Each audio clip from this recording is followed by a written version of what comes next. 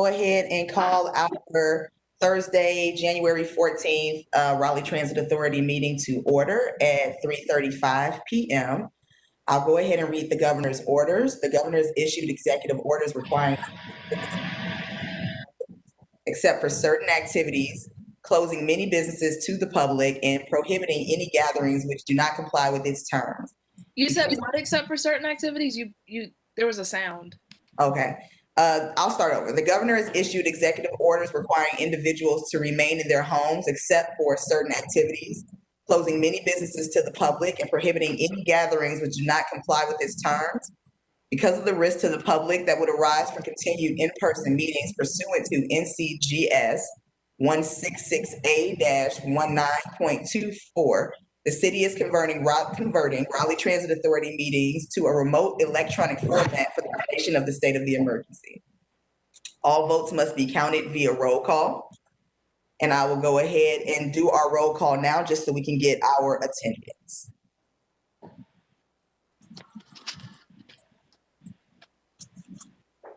Nathan Spencer.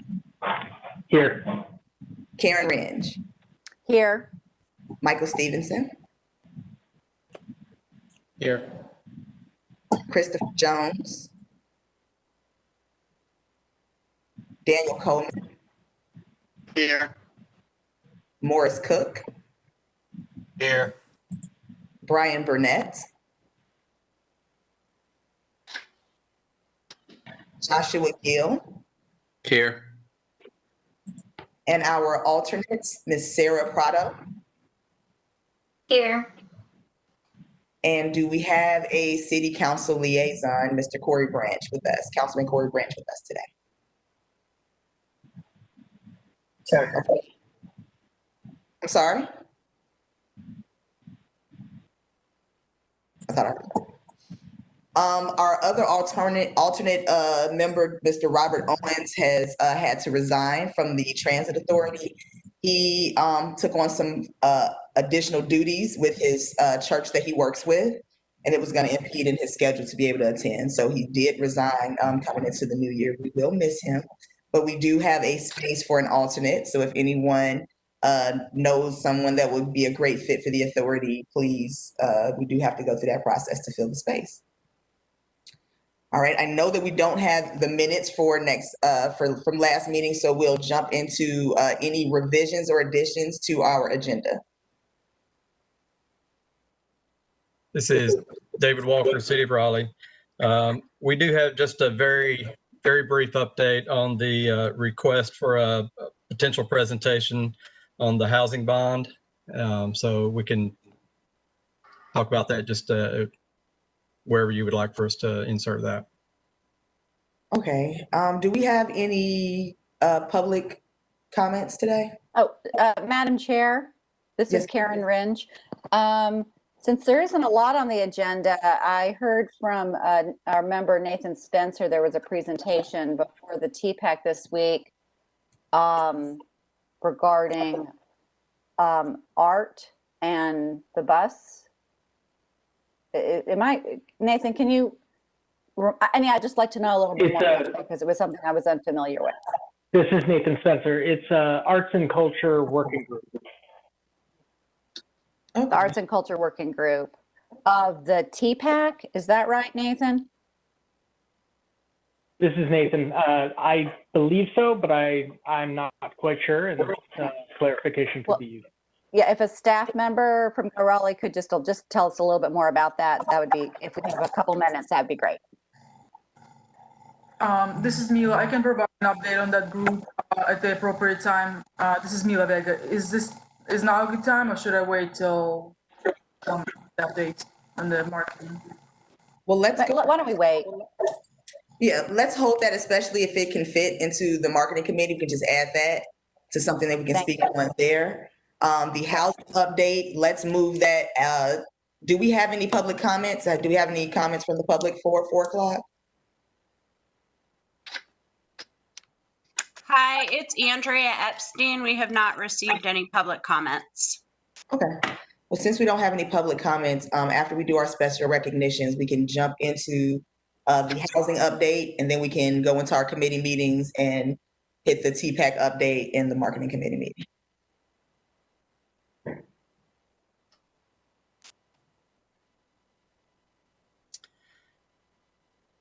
All right, All so right. we'll into our special recognition of Ms. Sharita McCullough.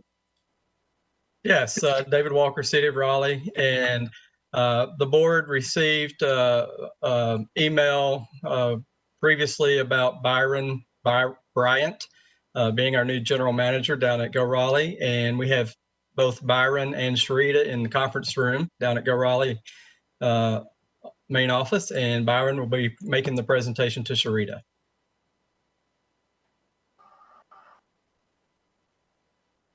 All right. Well, Mr. Bryant, if you don't, well, welcome, Mr. Bryant. I know that we're going to get an introduction to segue into our special recognition.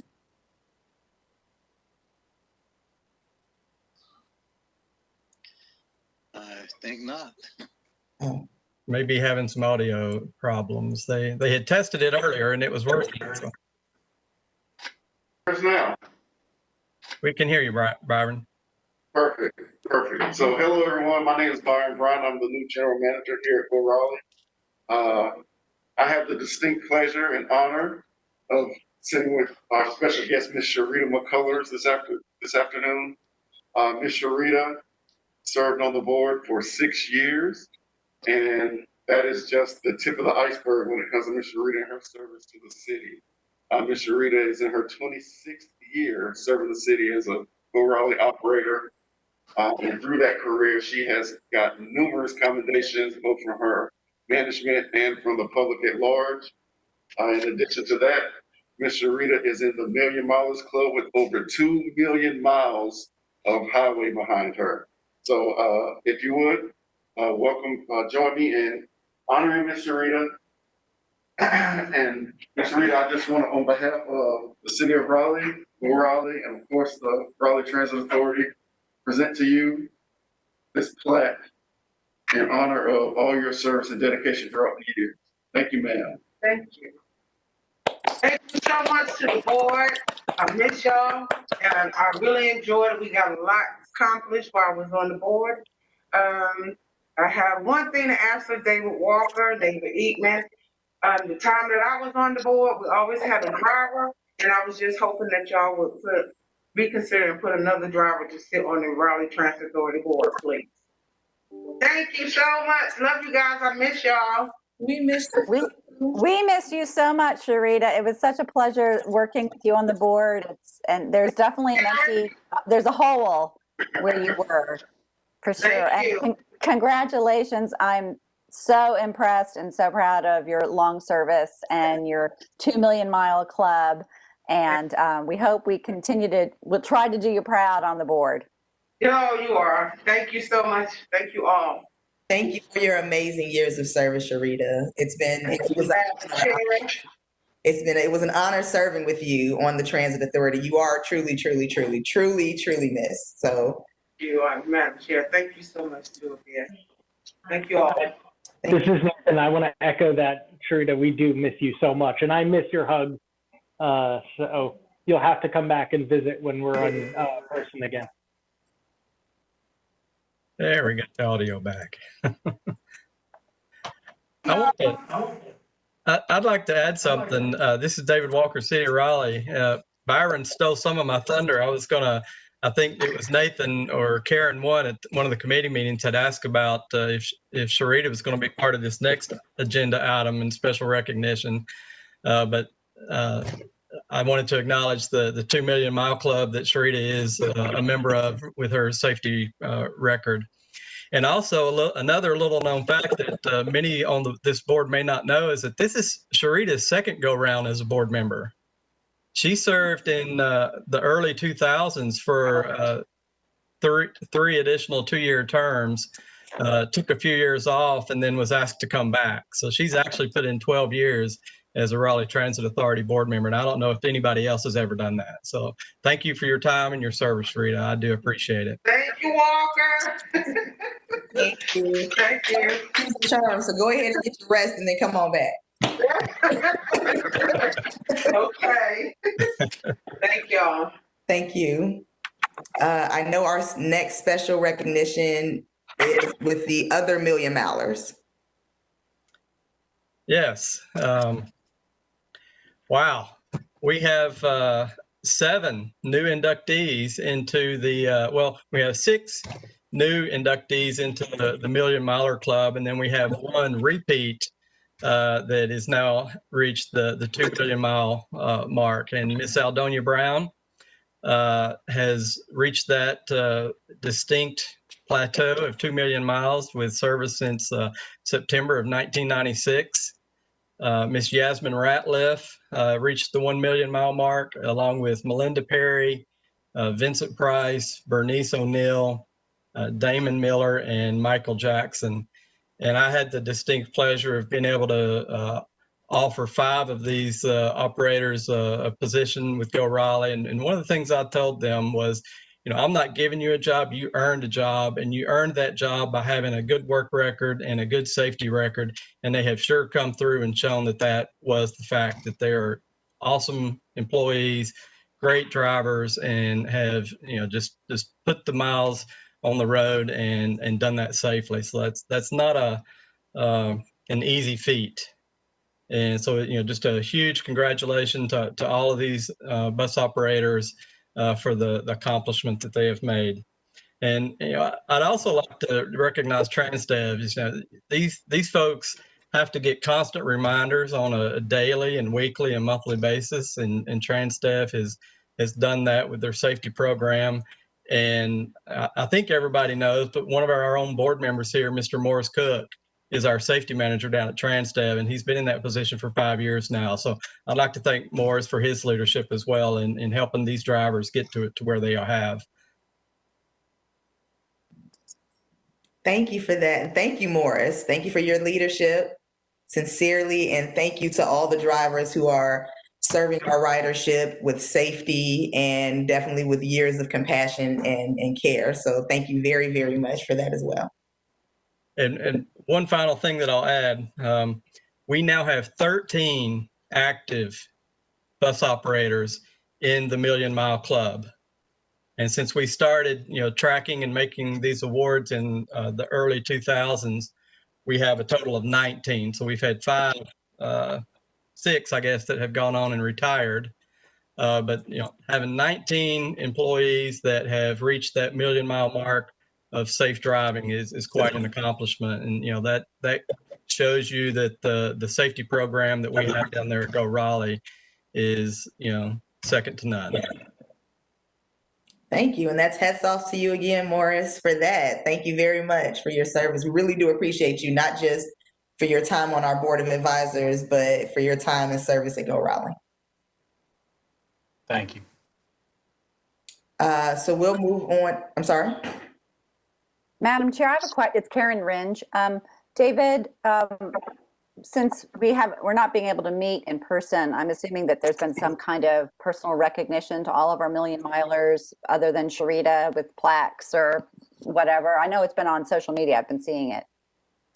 There has, and actually I'll let Mr. Cook speak to that if he would like, because I know he was part of those presentations. Morris Cook.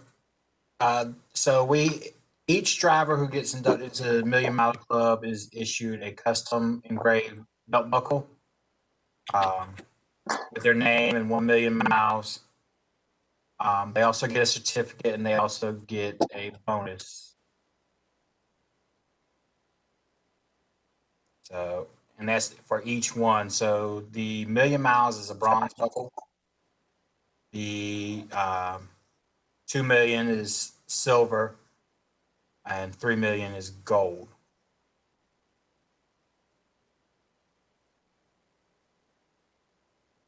Awesome. Can we get a belt buckle?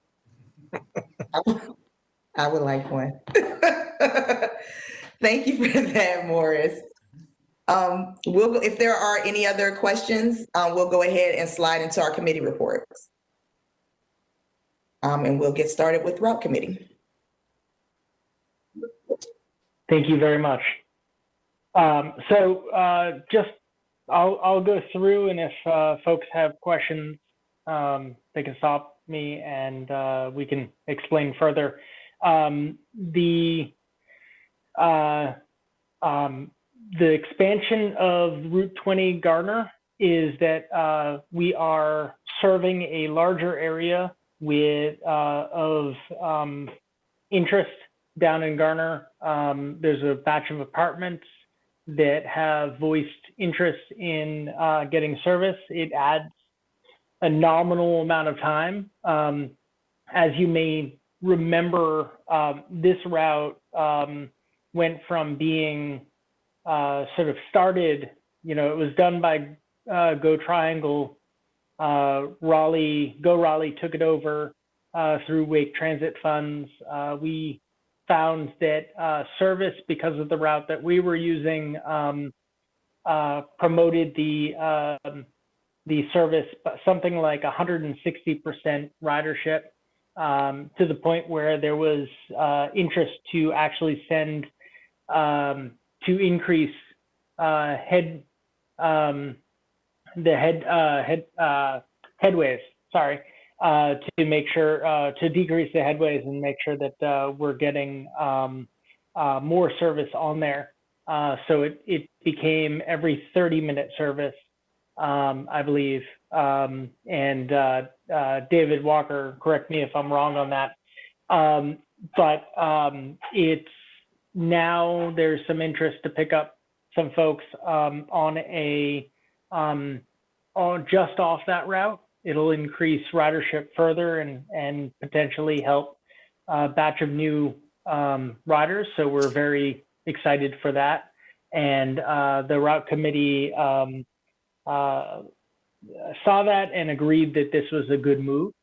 And then the other end was the benchmarks that were outlined by staff for the R line. The proposed benchmarks to bring back service. So if you recall last meeting, there was some discussion about suspending the R line. Route committee requested to take a deeper dive on that. Staff returned with a fair amount of data and understanding on what's going on, with also specific benchmarks for how we would restart service, assuming that ridership and different factors were coming back in. So where they proposed and the route committee agreed was 3 different benchmarks. A parking deck occupancy rate of 60% or more capacity. It's currently at 15%. So if we see it jump to 60, that hits one of those benchmarks. Average daily pedestrian counts. So it would return if average daily pedestrian counts went above 60%, the previous 2019 totals, or connect in relation to 2019 totals. So that's where it is right now is about 40%, and the Downtown Raleigh Association is currently tracking that.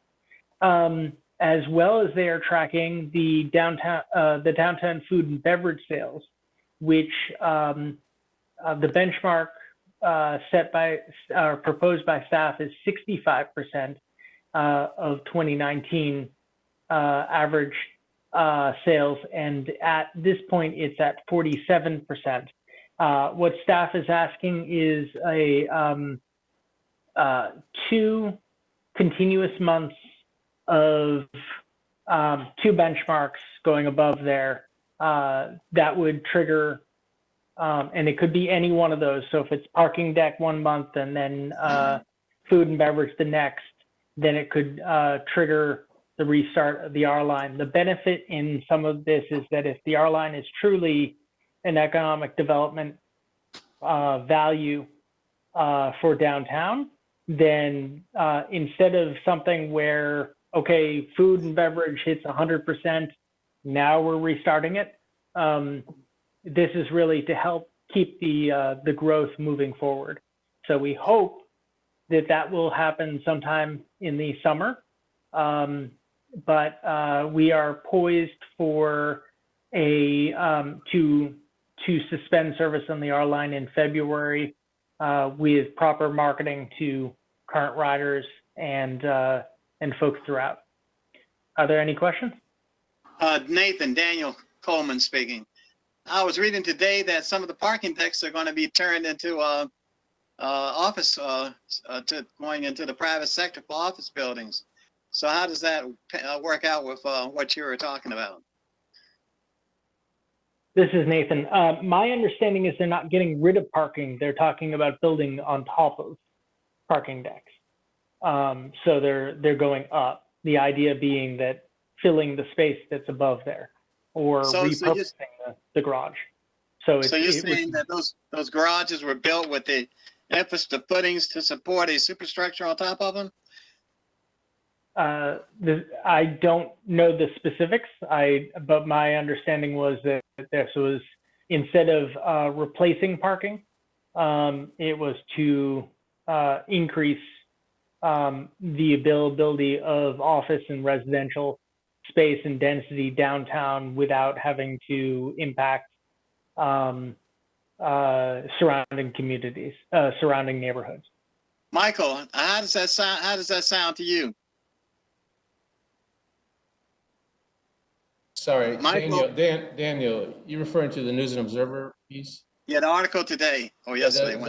They were talking about surface parking lots, and so what we've seen happening is developers are buying surface lots because they're underutilized sites, and then they're developing them, usually with structured parking. So that it's not the city parking decks they're talking about. Okay, thank you. Thank you for that clarification, Michael. So are there any other questions with regards to route committee?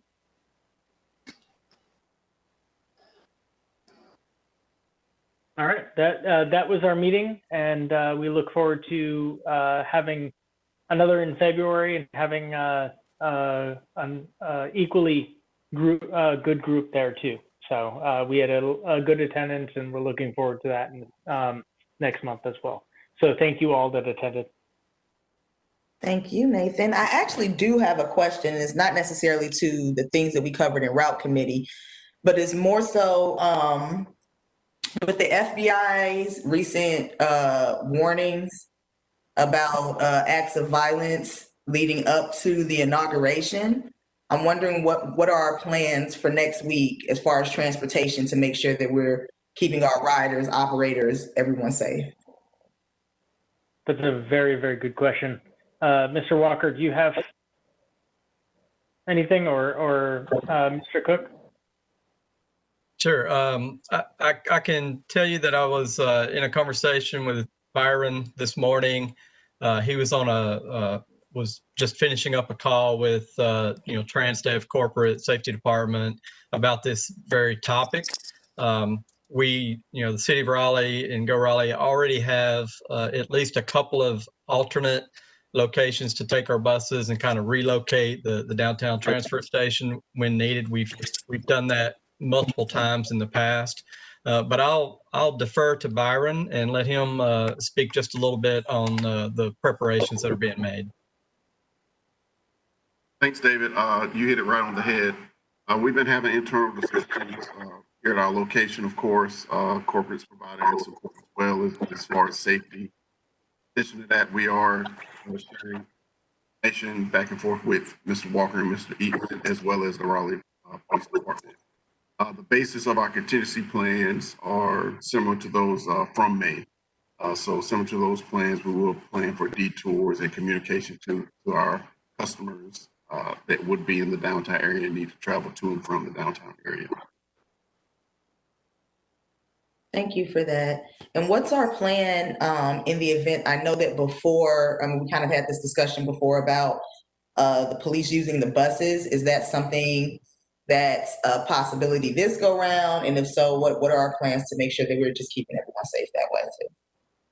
Raleigh PD has access to their own buses. They would not utilize a Go Raleigh bus or a Go Raleigh operator for anything that they're doing. Okay, because they did this summer. That's why I was asking. So they've just changed that now. So they're not gonna. Correct. So we've made that adjustment based on feedback from the board and others. Thank you. Thank you. This is David Walker. I'll just add real quickly that, in addition to what Byron has provided, just a reminder that we did as part of our COVID preparations, all buses now have the driver barriers. So there's a level of protection there. We are not allowing, front door boarding yet. So there's no immediate, contact with customers as they're boarding the bus. And then we also have chains across the wheel wells to sort of it's not a huge physical barrier, but it's a barrier to prevent riders from getting up and closer to the driver's compartment area. So, the drivers should be fairly well protected from any potential harm. Thank you. All right, so we will then, if there are no other questions, move on to the next committee report from the Finance and Policy Committee. Okay, thank you. This is Michael Stevenson. We had three main topics on our agenda. First one was the Title VI update report that Morgan Simmons had put together. As usual, she did a wonderful job, very thorough, very professional. And so the action we took was to open the public comment period for that forward. And then I believe once the comment period is closed, that will come back with any input recommendations back to the board. Second thing was David Eatman made an announcement, which he had also emailed.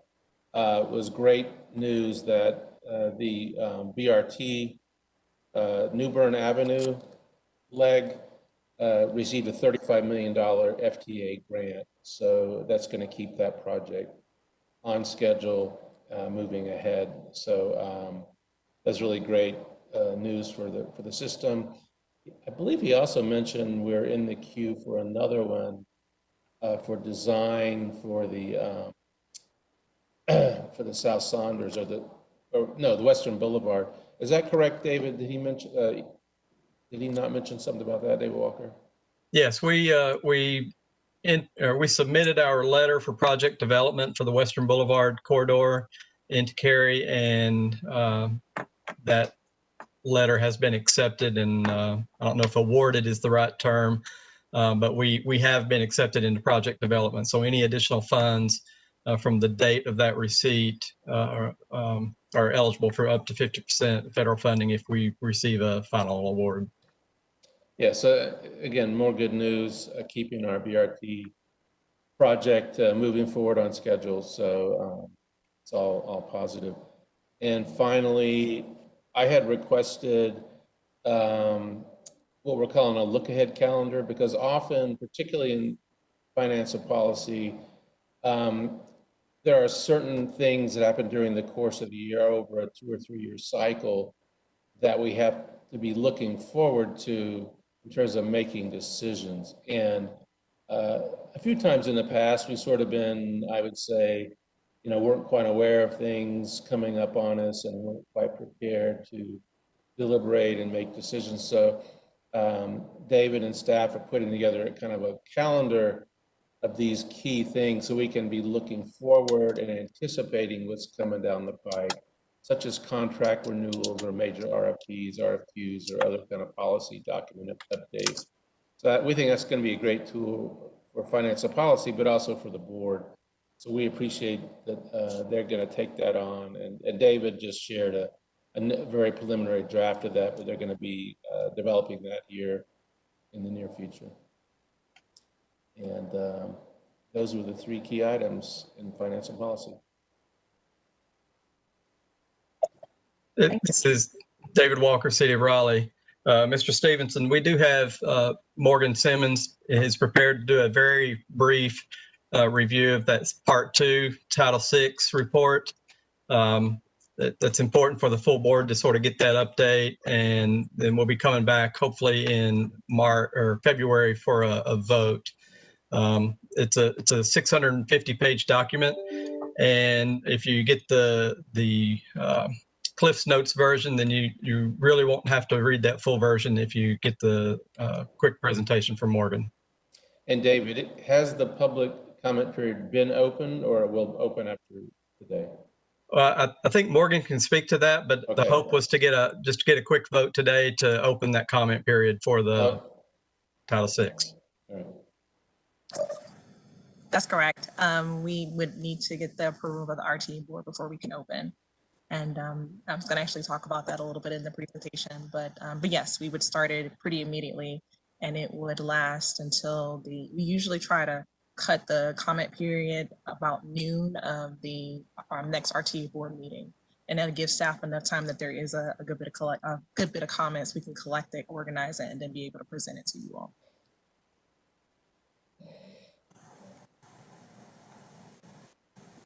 If you are open, I'm not sure if this is an invite to present, but I can present if you would like me to, Michael. Yes, please go ahead. Okay, excellent. All right. Andrea, if you could pull up the presentation, thank you. But good afternoon, everybody. I'm Morgan Simmons with the City of Raleigh's Transit Division, and I'm going to go over this pretty briefly, just for the to be considered everyone's time. But this is our Title VI plan and public participation plan update. As mentioned, this has been brought to the board a couple times, and the whole point of that was just to kind of provide this in as digestible a way as possible, because like David mentioned, it is over 600 pages, and that's actually putting it lightly because all the attachments aren't even in the document. But it is over 600 page packet, really, that consists of a multitude of plans, and all of these documents can help us to ensure that we are in Title VI compliance. And this is a process. Oh, I'm trying to go into my presentation, so let me back up for a second. But this item was brought to the RTA committee in December, and we're bringing it back through for this month in the hopes of approval next month. So next slide. Like mentioned before, our Title VI and public participation plans is required by the federal government and this is something that's required of all transit systems. The last update that we received was in 2018, and these documents have a lifespan of about 3 years. So we are in that time frame to have it updated. So we are in that process now of having everything ready to go and ready to go and updated by our February deadline. Next slide. This is just a quick snapshot of everything that has taken place thus far with this process. It started with us reviewing the current document and determining what areas needed to be modified and updated as relation to any changes in federal guidelines, any updates that we have as a system. We also did some collection of feedback from not only internal staff, and when I say internal staff, I'm not just saying just transit staff, but we also took it a step further, talking to other planning and equity professionals within the city, within the region, just to gauge how can we improve in certain areas. And then, of course, after that collection between our staff and public stakeholders, we have been providing this information for discussion by the RTA board starting in December this month, and then, of course, next month. After these steps, we will go into our public commenting period, where we'll be doing some socially distanced friendly mechanisms for getting comments out there. We'll be updating the website, we'll be contacting all of our stakeholders, and we're pulling out a lot of the information that we feel like is going to be more pertinent to people and asking them some very specific questions. Because we recognize with 600 pages, that's a lot. And as much as I would love for people to read it, I think that it's important for us to pull out some of the more, some of the items within the plan that we feel like we can really get some feedback from. So for example, the public participation plan, it has a good checklist of how we measure success with our our engagement strategies, or making sure that we have the right metrics, making sure that the list of engagement activities that we are keeping in our arsenal, that we consider them. A participant has joined the meeting. So sorry about that. But so we're going to pull those particular pieces out and try to gauge as much comments and collect and feedback from that as possible. And after that, we'll bring this item back to the back to the board, but to the FTA, back to the RTA for final approval and submission to our FTA. Next slide. So this is just a quick snapshot of all of the different notable changes that have taken place and all of the different, all these focal areas. And there are 9 focal points that we have to consider with the Title VI packet. What you see on the screen right now are the first 4 that was discussed during the December round of meetings. The notice of actions deals a lot with just making sure that we have that we notate if we've had any investigations, any lawsuits, any complaints as it relates to Title VI since the last update, which we have not. Our public engagement deals with our public participation plan, which that's a plan all in itself and outlines just what are our strategies, what are our metrics for developing engagement opportunities, and also updating our minority representation for all of the boards as it relates to transit. So that would include the RTA, that would include CAMPO, and any other boards that are associated with transit. Our subrecipient compliance section deals a lot with our Section 5310 funding program, which, if just to remind you all, Section 5310 deals with our subrecipients that aren't necessarily all transit systems, but they're providing transportation services to our elderly and our disabled community members. So this is just providing the latest update of who those subrecipients are and what was the last, and all of the federal plans that are associated with subrecipient compliance. And you actually approved several of them last year. And then, of course, determination of site location, that's dealing a lot with our NEPA and our environmental tasks. And so this is just documenting all the different NEPA and our environmental tasks that has taken place since the 2018 update. And so we include all of those documents in that section. Next slide. So the final 5, are the focal points that we haven't discussed yet, and I'm going to go over these pretty briefly too. So our Title VI program, it's just dealing with a lot of the supporting documents just in relations to our last approval, just showing that we were in fact approved and that this item did come before the board. And then once it is approved, we'll include the documentation or the minutes really from that February meeting to show that it's been approved again by this board. The system-wide standards and policy section, it focuses a lot on just the operational data that, and we update a lot of that just to determine if we are in fact being equitable when it comes to the operational side of transit. So that could be our vehicle assignment, our vehicle load. And because so much has changed within our system since 2018, we have to update that data to make sure we are in fact in compliance and that we are at the levels that we want to be. Our data collection section, it deals a lot with just updating our ridership information and just having the latest demographic information for the community that is within our service area. And as you can imagine, since 2018, our system has grown since then. So just making sure that we have the latest demographic data mapping in that section and including any surveys or plans that have been completed since 2018. So that's included in that section. The transit service monitoring, that's just, once again, updating operational data. And this is all in relation to how we are monitoring Title VI on the operational side of things.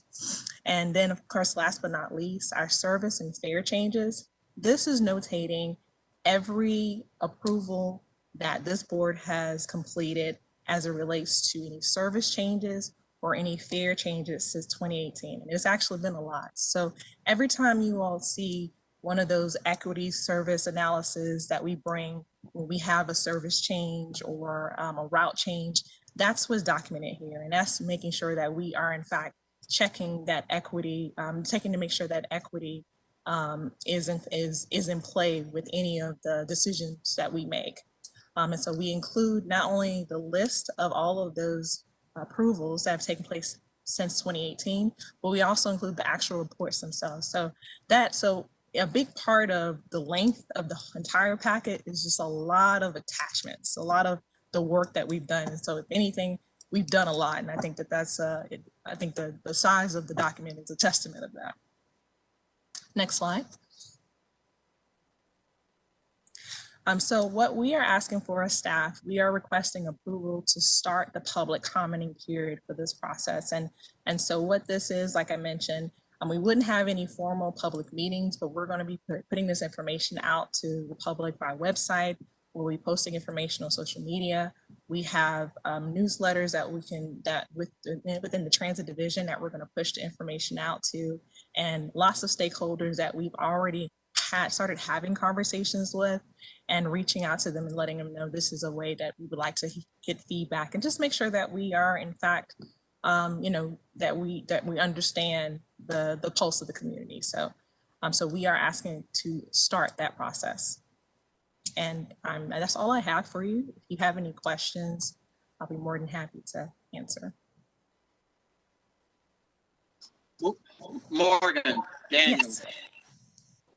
You referred to us as RTA, but are we RTA now or are we GRTA? That's a very good question. Has that been confirmed? We are in fact GRTA? Because if so, we can change everything I have right now. I'm just asking. Yeah. This is David Walker.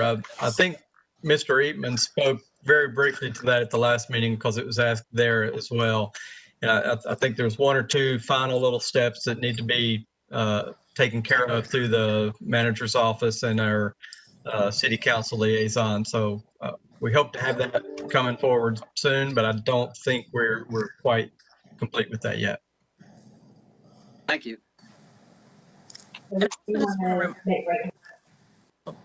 Sorry, thought I heard something.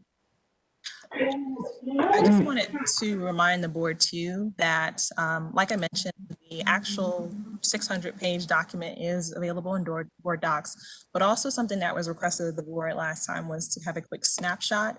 So we do have a cheat sheet of pretty much all of the notable changes that have taken place within the document. So that's ranging about 2 or 3 pages from this round of memos, and then of course the December memo has the second part of that. So if that, I'm sure that'll be a lot easier to digest. So feel free to utilize that if you in fact want to review the document.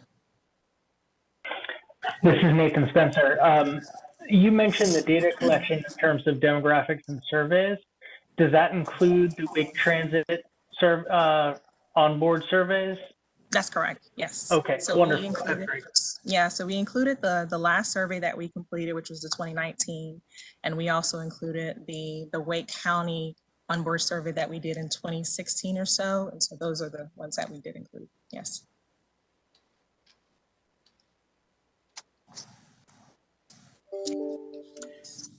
This is David Walker, and to the chair, if Mr.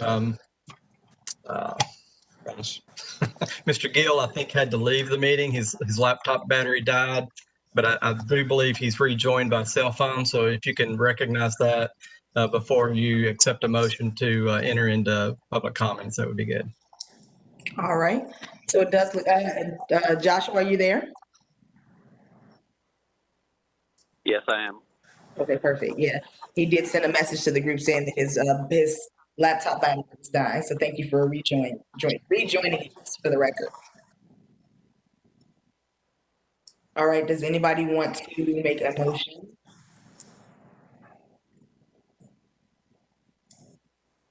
I move that we open the public comment period for the Title VI report. Daniel Coleman, second. Sorry, that was Michael Stevenson made the motion. Apologize. I think it's been moved and properly seconded. All right, I'm going to go through the roll to call each individual person. Please respond yay or nay, depending on your vote. All right, so Nathan Spencer, Yay. Karen Ringe, Yay. Michael Stevenson, Yay. Danny Coleman, Yay. Morris Cook, Yay. Joshua Gill, Yay. and I, Talulupe Omokaye, also vote yay. So it has been passed. We'll go ahead and open up our public comment section. Thank you so much. Thank you. Thank you for all your hard work, Morgan. I appreciate it. All right, so now we're going to move into the next agenda item, which is our marketing committee updates. Oh, wait, yeah, our marketing committee updates. I know that we were going to do a housing update. So we could just do that at the end. I meant to do that after the special recognition. We'll do that after marketing. Okay, my name is Karen Ringe. I'm chair of the marketing committee of the Raleigh Transit Authority. I have a few, several things to report on from our last meeting. Most of these are all updates from staff and also consultants that I think are interesting and helpful for us to know. One is they just gave us an update on what the staff is continuing to do and Go Raleigh staff as a whole around COVID and protections. Just so you know, we're continuing our social distancing on the buses, 16 passenger capacity for most buses, continue to hand out masks, requiring to wear masks, but still have some masks to hand out, signage, and also they're now handing out some lanyards that you can attach your face mask to, which actually we could probably all use this to make sure we always have a mask at the ready. So I'm glad that's still happening. We also got an update from Ann on just with Commute Smart that they did an online forum with local businesses and property owners just to help us get a better sense of what plans are being made for bringing employees back to work and basically trying to, I think, get a sense of, are we going to start increasing ridership again on our buses in terms of by employee driven. Had good participation from about 30 folks who, and basically we're hearing that there are people who, it's a mixture of employers are envisioning that a lot of folks are still going to be working from home or at least part-time, while others are going to be trying to head back downtown at some point when the surge dies down. And they also just did kind of a survey, just sort of the impression about public confidence in Go Raleigh, which I'm pleased to say is good, that people are feeling like Go Raleigh has been working to protect their riders. We also got an update from our Wake Transit consultants with HNTB and I'm suddenly blanking on the other one. Well, the subcontractor with HNTB on the Bus Rapid Transit virtual open house that took place over the course of November of 2020 and included a live Q&A session on the 19th. And the particular focus on this, well, there were two focuses. One was just to continue to provide information to the public about the 4 BRT corridors. But they also were seeking input through a survey, particularly about station design, future station design on all the corridors. They had, they publicized widely, as they have in the past for other publicity through postcards, websites, social media, newsletter, and emails. They sent out 17,000 postcards to people along the corridor. Email lists of totaling about 6,000. All flyers and emails, communications were also sent in Spanish. But thanks to our recommendation, they also included yard signs along bus stops as well. And the live Q&A session, they had about 60 participants, and then total answering the survey about station design was close to 100 people.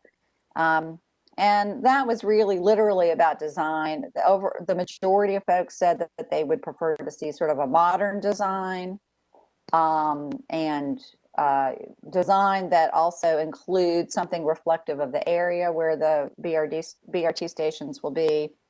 And also, they even talked about the types of materials that we might use. You know, is it going to be shiny? Is it going to be more natural? And people did say they wanted to see a lot of natural materials. So I thought that was sort of interesting.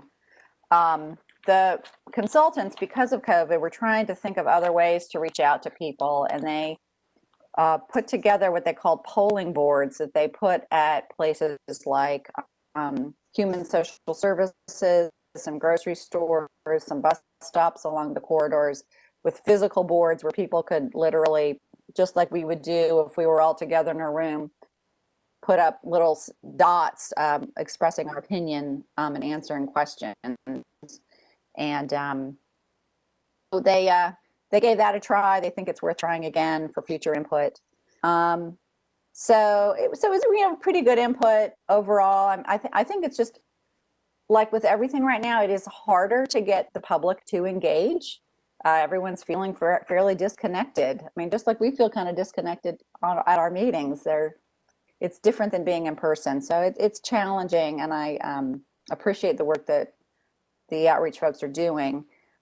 They also reported back to us on their attempts to reach out to faith-based organizations about the bus rapid transit corridors, and really trying to engage organizations of faith. And they did that really at our committee's urging. We've heard from a number of folks over the last couple of years that particularly reaching communities of color, that's an important way to reach out to folks. So they've made a real concerted effort to identify churches and synagogues and other organizations along the 4 different BRT corridors, and they've identified 175, the majority being on the New Bern corridor. And they have been reaching out with phone calls and emails to find out, particularly from the churches, how can we, are you interested in helping us share information about this change or major change to our public transit system? We really want to get the community engaged. How can you help us? How can we share presentations? So it's very time intensive, very personal, and also challenging because just like many of us are working at home, people who work for churches, for example, aren't necessarily working at the churches anymore. They're also virtual. So it's an extra step to try to engage people. But they do feel like it's been worthwhile. And this is not really just for today. This is really for the ongoing effort over the years, really, as we continue to engage with communities. They're developing a good contact list that I think we could even use for other types of engagement. So to be continued, we can, and if you have any suggestions or questions, I'd be glad to bring them back to the consultants to really dive deeper around this as well. And the person who's been leading the effort around that is a woman named Jackie Turner, and she seems like she's really on the ball. Before I continue, does anyone have any comments about any of that or thoughts? This is Nathan Spencer. I just wanted to comment that I'm really, really glad that the staff has taken the suggestion of reaching out to faith-based organizations seriously. 175 is wonderful. I hope that we get a chance to speak to all of them, and that there's an opportunity to listen to people's opinions and needs along the way.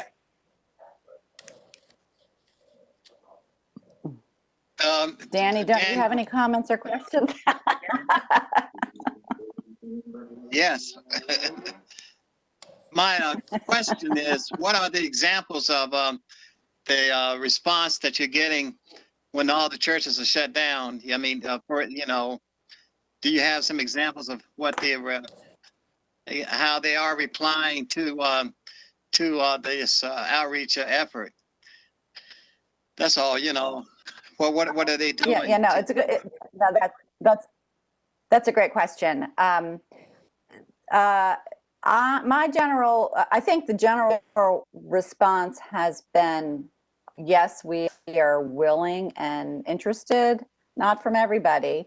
And they have offered, whether it's, can we provide a link on your online newsletter to your members, or would you actually like a presentation, which in this case would be an online presentation, and to any of your members. And trying to remember if they had actually completed any of the online presentations as opposed, they've definitely sent out information for emails and things like that. Tallulah, do you remember? Or David, it looks like you're raising your hand. I was just going to, David Walker, City of Raleigh. I was going to say that we have Mila here, and she can provide a quick update on some of those questions if you'd like. Hi, this is Mila Vega. I just wanted to jump in, and yes, they were able to pull all of the churches and faith-based organizations and also all nonprofits that basically support some of the same clients. They did have some good conversations, so the word is definitely getting out about the project. Several requested information to be sent to them, but none so far were able to get to a presentation stage. We will keep trying, but at least the information is there. They have contacts for people if they have any follow-up questions, and we'll keep reaching out and calling them and offering to present or the minimum send packages of information.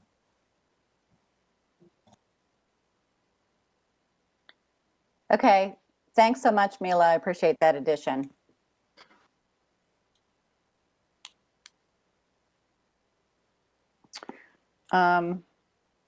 Okay, and anyway, we'll continue to get more information and continue. And like I said, I think this is really an ongoing effort. Karen, can I just say, going into the political season, I think it would be great if we have the actual churches that we have a verifiable chain showing the churches that we are working with, because we're going to people are going to say that we're not talking to the community. And if we give a vague audit trail of how we are talking to the community, it's not going to inure to our benefit. So I'm just throwing out a church where Staccato Powell used to be. I can't think of the name of the church now, but it's over there. Well, Jackie Turner told us. I'm listening. Jackie Turner told us that that they are keeping a very clear spreadsheet. They're logging. This is when we had the phone call with X person at X church. That this is when we sent an email. So they definitely are keeping that data. Can you share that with us? It's not public right now. Sure, I can ask them for that. Okay, thank you.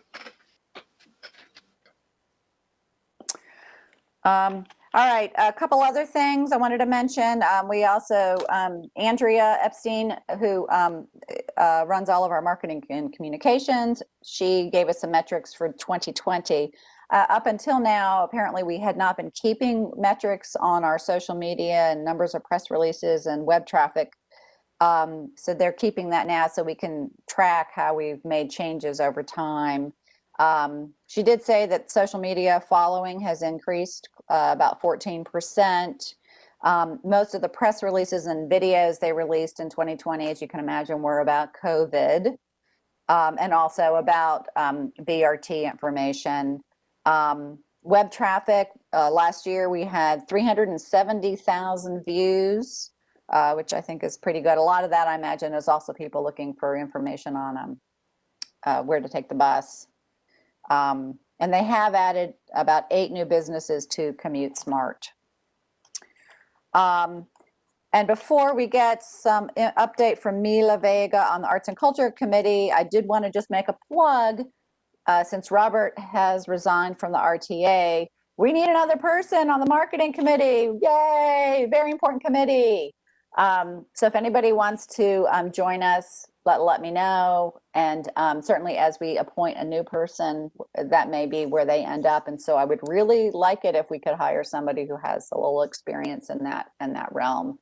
And to Lula Pay, I did send you and Corey a text just suggesting yet again that Crash Greg be considered if he's interested as a possibility, because I know he's been interested in the past, but I'm certainly open to other names. Just a thought.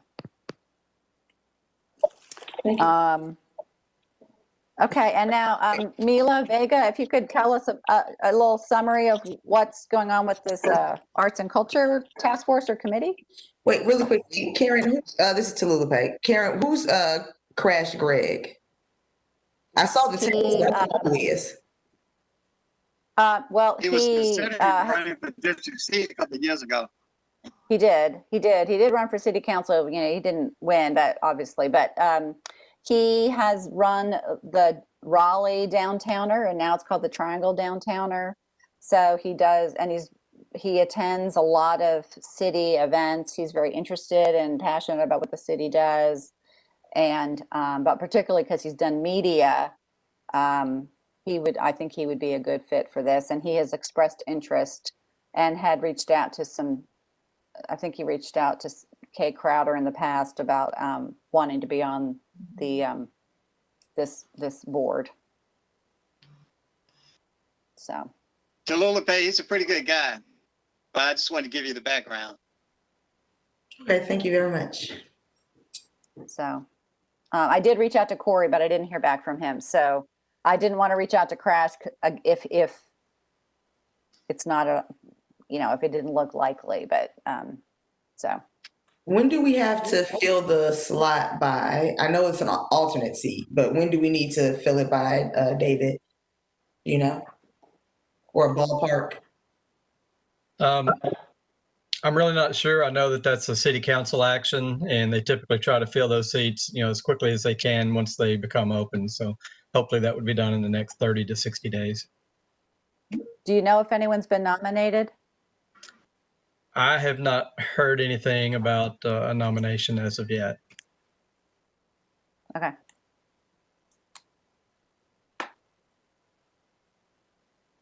Okay. Samila, can you brief us on I think it's called the Arts and Culture Committee Task Force? What is that? It is a work group. This is Mila Vega. It's a work group that is working as a subset of TPAC. The work group has a task of developing a policy for Wake Transit Plan that would allow to fund art projects that basically art projects that are not eligible for capital investment grant, like funding that will be used for either bus rapid transit or commuter rail in the future. So it's really focused on the larger capital projects and figuring out a funding source to fund some art installations once we are ready to implement that. Currently, the reason that became a need, obviously we understand that there is a lot of interest from the community on integrating art and cultural elements into high-profile transportation projects. The current grant through the Federal Transit Administration specifically makes art expenses ineligible. So we are looking at alternative funding sources such as Wake Transit Plan, but before we can tap into that revenue source, we need a policy to guide that. So that group. I was wondering, and go ahead.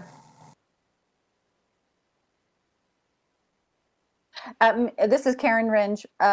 I was wondering if this working group is connecting with Dare Coulter, who is supposed to be leading some community art outreach for a year, and how that might be working together. The work group is a combination of, basically we have several representatives on it, some from Transit and Raleigh Arts Department. There is working with our design on transit side, and then with Raleigh Arts on the art component. So she's definitely included, not in the work group Well, she might be actually a part of the work group, but the group is kind of a combination of transit professionals, art professionals. I think it was even opened up to some external agencies like American Public Transit Association, trying to provide some external resources, national resources. But theirs definitely connected to all these processes. As you're correct, she's leading the development of the art program for BRT for the city of Raleigh. She's our first artist in residence. But Kelly McChesney, she is with Raleigh Arts, and she's an active participant in the work group because she can advise us on specific policy decisions necessary to fund art.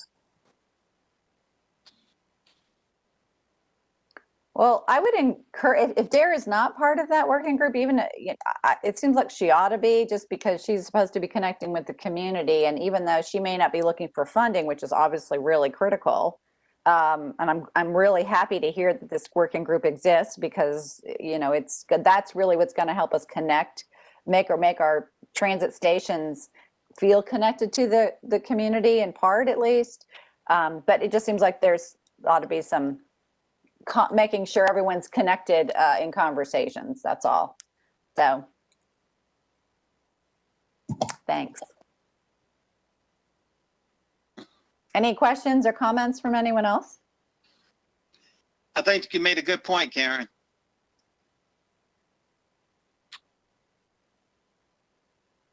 Okay, well, I think that's the end of the marketing committee report.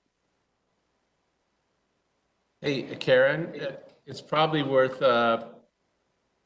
this is a bit of a tangent, but just congratulations to your husband for being appointed to lead the Department of Natural and Cultural Resources. That's cool news. Thank you very much. Tell us about it. Karen, that's your husband? Yes, my husband is, his name is Reed Wilson, and the governor just appointed him to be the new secretary of the North Carolina Department of Natural and Cultural Resources. Oh, good. So, yeah, I go along with Michael. Congratulations. Thank you very much. I'm excited. Congratulations. That is major. Yeah. So, I'm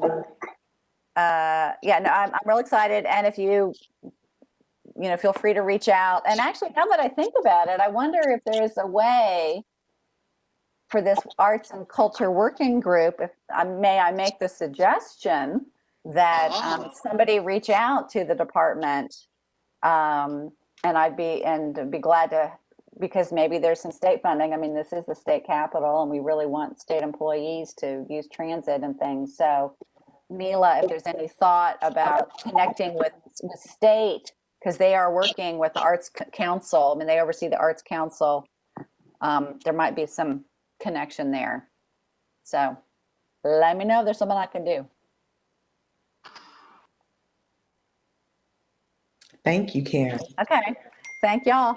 So I think that wraps up our marketing committee meeting notes. Thank you, Karen. I know that we wanted to add, you did ask for an update about the TPAC meeting. So if Nathan wanted to give us an update on that. Well, actually, I think that's what I wanted, was that update that Mila just gave us about the Arts and Culture Work Group of the TPAC. Okay, perfect. Okay, I know that somebody wanted to discuss housing and wanted an update from that. And I know that we were originally wanting a presentation, but they just did a presentation to City Council, and they said that not much would have changed from one to the other, but if we can get an update at least. I know the presentation is also available online. Right, and that's basically all I'm going to give is a little bit of information. I was not able to watch that live myself, but Mr. Jarvis, the Director of Housing and Neighborhoods Department, made a presentation during a work session on Tuesday of this week. Ms. Jana Victor has posted the link to the YouTube channel where that presentation was made in the chat. And we'll also be sending that out to the full board by email so that you have it. Cheat sheet there in the notes. Jana did some research, and Larry's actual presentation starts at about 1 hour and 23 minutes. So if you don't want to listen to that whole first hour and 20 minutes, you can skip forward to that mark. and then it lasts about 20 minutes if you want to plan your time about, for how long you need to prepare to watch. But that video is available through this link, and we'll be sending that out after the meeting via email to all the members. All right, thank you very much. Thank you very much. Well, if that is all the updates that we have, does anybody have anything else they would like to share? Any questions, comments, concerns for the Go Raleigh Transit Authority?